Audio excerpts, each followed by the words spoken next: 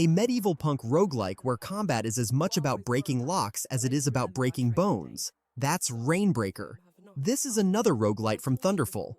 I played Lost in Random, The Eternal Die about a week ago, and now I've played the demo for Reignbreaker. Let me give you a breakdown, and then my first impression. You play as Clef, a former child soldier turned rebel, infiltrating the Queen's stronghold to dismantle her rule. This isn't just about taking down an oppressive regime, it's about cracking the system itself. Literally. The world is built on locks, and Clef's weapon of choice is a key-shaped spear, designed to tear through them. Enemies, doors, even parts of the battlefield. Many of them are locked, and you'll need to break them to progress. Combat is built around 2 javelins, which can be swapped mid-fight. Each has multiple attack modes, melee strikes, long-range throws, and the ability to be planted into the ground as an automated turret. The system encourages adaptability, forcing you to juggle offense and defense as enemies react with their own attack patterns. Some enemies are fast and relentless, others rely on armor that must be broken before they take real damage, and some are literally walking fortresses, requiring you to find openings in their defenses. Reignbreaker follows a roguelike structure, meaning every run is different. Each room presents new encounters, with randomized upgrades that enhance your javelins, boosting damage, adding elemental effects, or reducing cooldowns.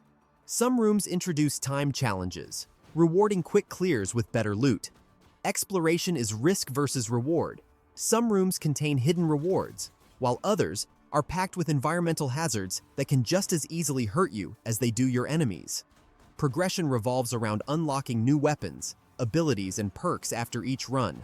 Boss fights grant access to new javelins, each with different attack styles, some built for speed, others for raw power. The more you experiment, the more strategic depth you uncover.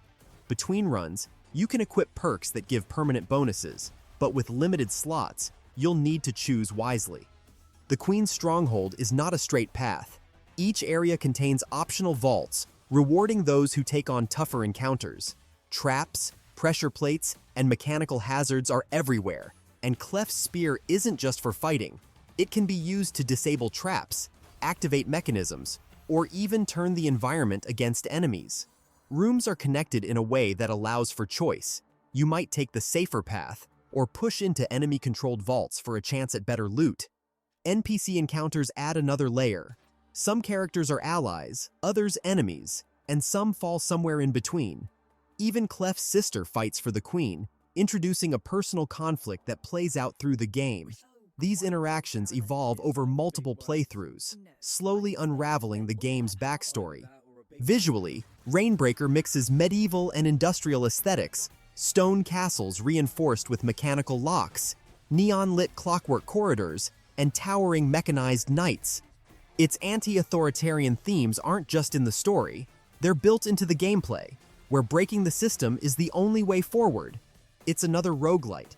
You know what you're going to get.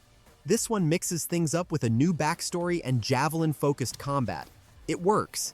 It's smooth. But what stands out for me is the graphical style. I'm not expert enough to say how this weighs up against others, but it was fun. Although, I like the other one from Thunderful more, Lost in Random, The Eternal Die. Does this one do enough to make you interested? Let me know in the comments. That's it. If you like short, no-filler breakdowns of games, consider liking and subscribing. Regardless, thank you so much for watching, and I hope to see you in the next one.